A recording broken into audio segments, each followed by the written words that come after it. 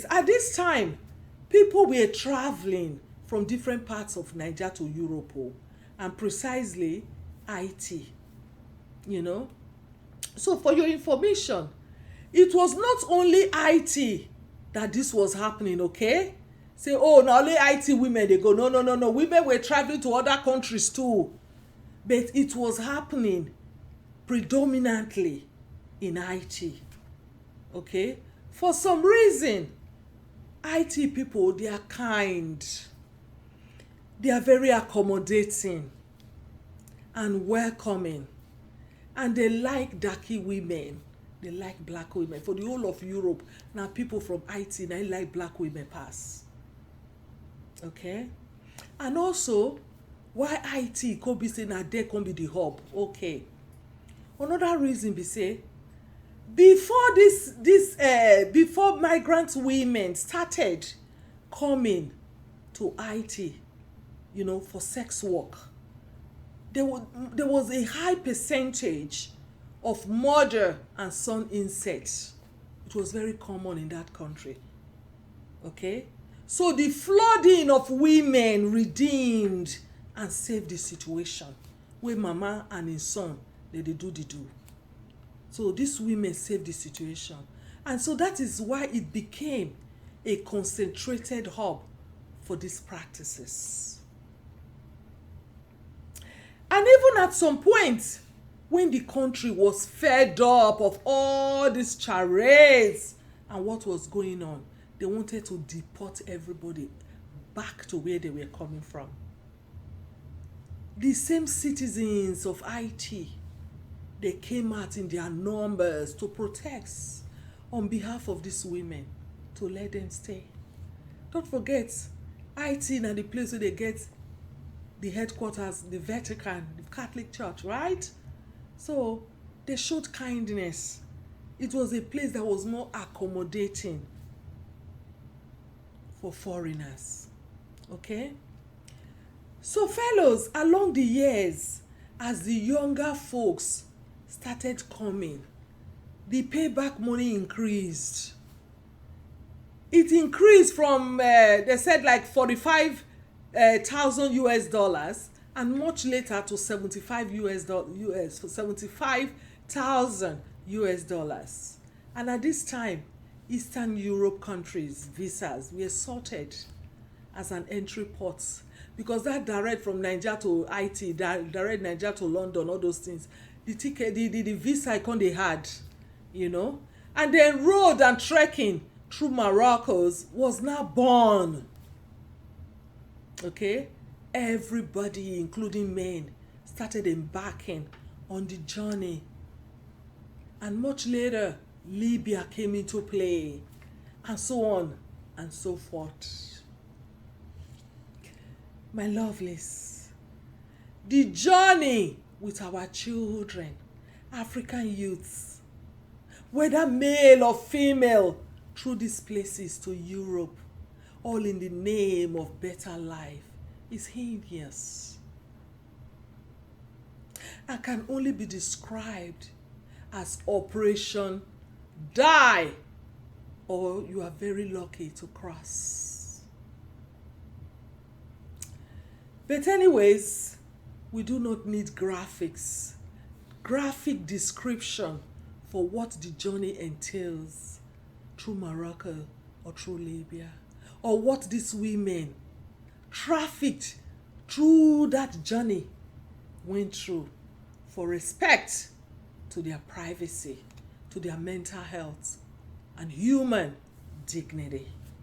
There's no need to start giving graphic explanation how they went through, what they went through for Morocco, where they never even reached their abroad. That's just unprecedented. No, for respect for them. So my darlings, this is how this whole thing started, because it's good to understand how it started. So this sponsorship thing later blew up to becoming the most horrific, brutal, cruel, traumatizing ordeal any human being should ever experience. As you all would imagine, in things like this comes greed. And with chronic greed for money and materialistic gains comes anyhowness, lawlessness, torture, oppression, and the enslavement of people to achieve that selfish aim. Fellows, because of viewers' discretion and respect again for victims, those who are traumatized or triggered by these stories surfacing again on social media, or people who are still battling PTSD, it is better to avoid graphics or description that would further cause hurt or harm.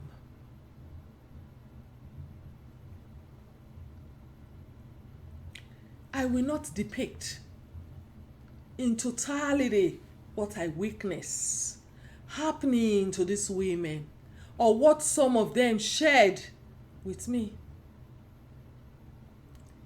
It was slavery, people. It was slavery, just to say the least.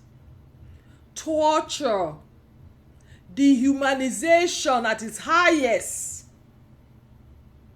Lives were ruined, health lost and destroyed, self-esteem and self-worth crushed, deaths, lots of deaths, lots of heartlessness, chronic wickedness, spiritual attacks and spiritual battles, arrows left and right towards each other, physical attacks and brutality. People completely lost their mind. They lost their humanness in the process. Physical abuse, mental and psychological welfare, and everything unimaginable went down. Okay? I know many of you want to know some, or for me to validate some of the stories going on online. My darlings, every victim's experience is different, okay? But however, let me give you all a peep of what I heard from some victims so you can draw your own conclusions that these women are victims and survivors that should be shown empathy, that should be shown compassion, love, and not disrespect. Okay? So, were there occasions where underage girls, like 14 years old, were sponsored? I will say yes. Were these underage virgins and men were paid to make them a woman and then were sent into the streets the next day to start working? Yes. Some shared their experience with me. Girls' wombs were removed also, as in their uterus was removed to enable them work better without the possibility of coming up with pregnancy. Yes, I heard that too.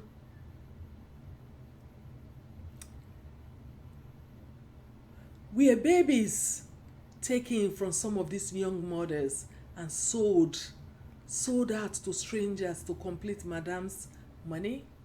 Yes, I heard that too.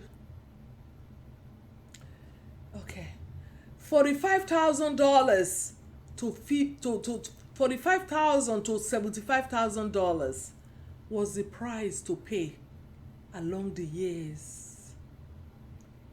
But were there people made to pay double of that amount? Oh yes. Especially the ones who couldn't count. They were cheated, who had no education. Don't forget, most of these girls, they started going into villages to bring women who couldn't even spell their names. 10 to 15 people may stay together in a place, but they are still paying rent. They are paying food and utility, which were separate and different from the major price of $45,000 to $75,000 they are supposed to pay back. Oh yes. And then by the time you add all together with the gift they give to their madams for their freedom, and families who facilitated their travel, each person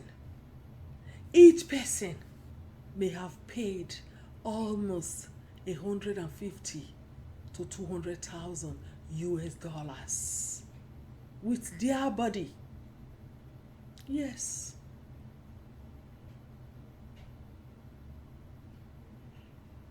And my people, that was even when dollar was only 30,000 naira to $100. So you can imagine. You can just imagine what went down. Do the math. Do the math yourself, people. Do the math.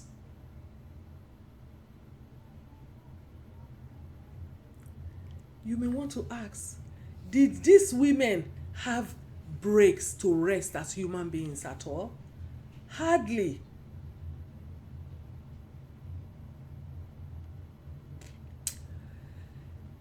Even on very harsh weathers, yes, even when the weather is snowy, hard, they still went out to work.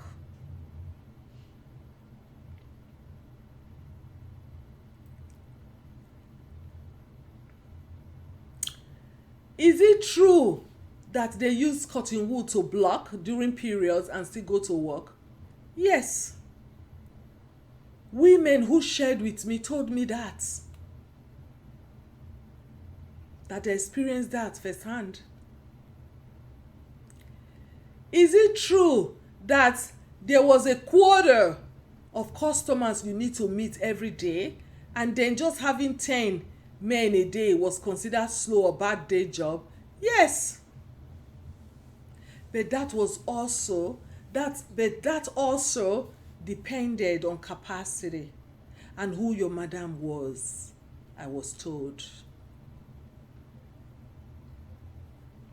Fellows, the list goes on and on. On and on.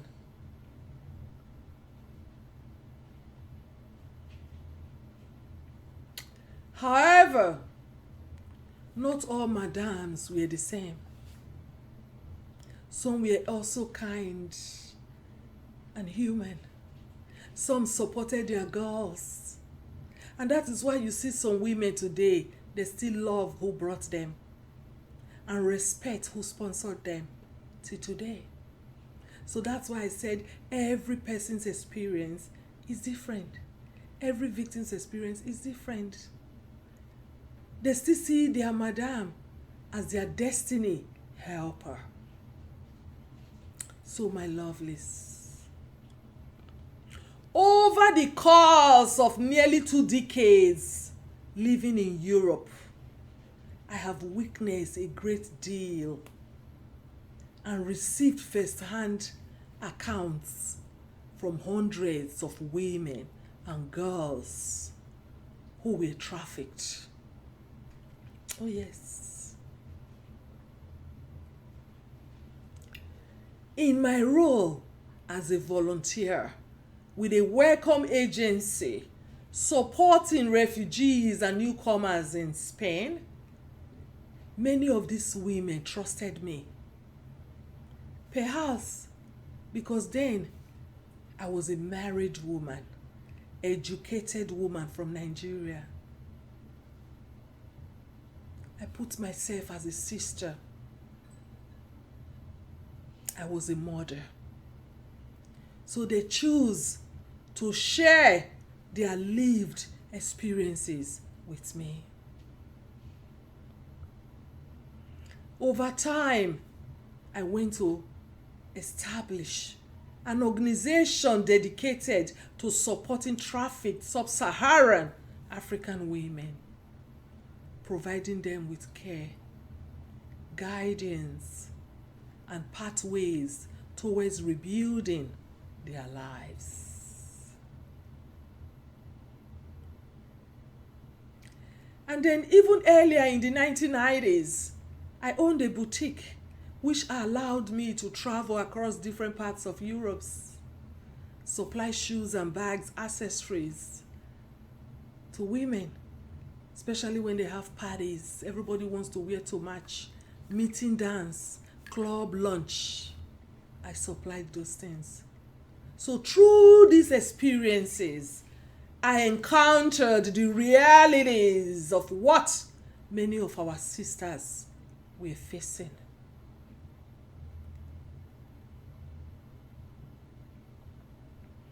However, my darlings, I want to be very clear.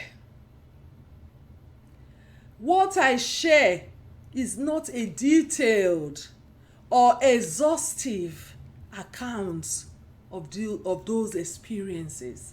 No.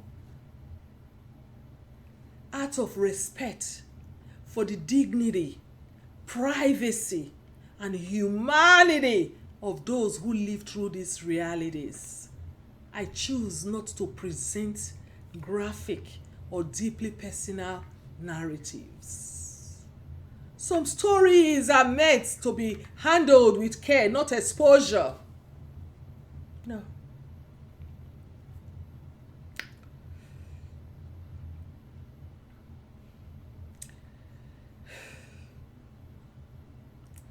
Inasmuch as it is good to speak up about our pain and traumatic experiences, we also must respect others who have decided not to share or do not want anybody to know the extent of their pain or what they went through.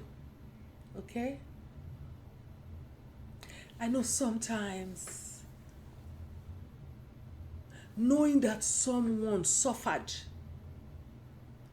but not knowing the step-by-step story of how they are, or not knowing the step-by-step story of the suffering helps them to conserve their humanity, their honor, their dignity, their self-worth and self-preservation. So flogging the situation, and giving deeply graphic narratives could be further dehumanizing and triggering more shame and PTSD. So let's be aware, fellows, let's be aware that most women are now mothers with grown-up children who can surf the internet, who were born in those countries and hold passports of those countries where their mother worked and once lived, who go to schools, who have friends and listen to some of the things we talk about on social media, online.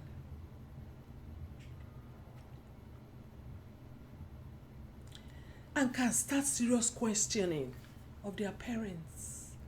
And this can further cause generational shame to these children. Let's be aware. A lot of these sisters, like I said, are rehabilitated. They've traveled to other places to form and raise family. Some have gone back to schools and they are now career women. Okay? Some have their own handwork. Some have achieved what they want to achieve of becoming themselves as they envisaged for their lives. Okay? Some own businesses. They are living their life far away from what they used to be. And so, this social media outburst does not relate to them in any way. They've long moved on with their lives. Many are good housewives. To them, it was a job, it was an error. Okay? So, fellows, to the women who have decided to publish their stories and thoughts on this matter, I hear you. Okay? Your pain is validated. But please, healing is not found on social media reactions, clicks, or public validation. Healing from trauma is deeper. It requires safe spaces, professional support, and intentional work. Trauma is not content, people. It's not. It is something that must be handled with care, with dignity, and respect for yourself and for others. So let us learn to speak with both courage and wisdom. Okay? It is time for us to seek long-lasting help.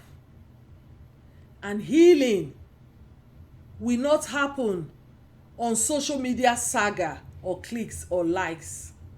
Please. Again, trauma is real. And this is seriously important. So my lovelies, please watch out for my next video. It's coming out tomorrow. It's going to be titled The Consequences of Ashewo Sponsorship and the Birth of the Central Man. Oh yes, we need to talk this. We need to get to the bottom of this. Okay? Watch out for my next video, The Consequences of Ashewo Sponsorship and the Birth of the Central Man. Kindly follow me and subscribe so you'll be notified each time I make an upload. Okay, my people? Till I see you all again, my lovelies, be kind to yourself and be kind to others. Continue to stay strong and stay free.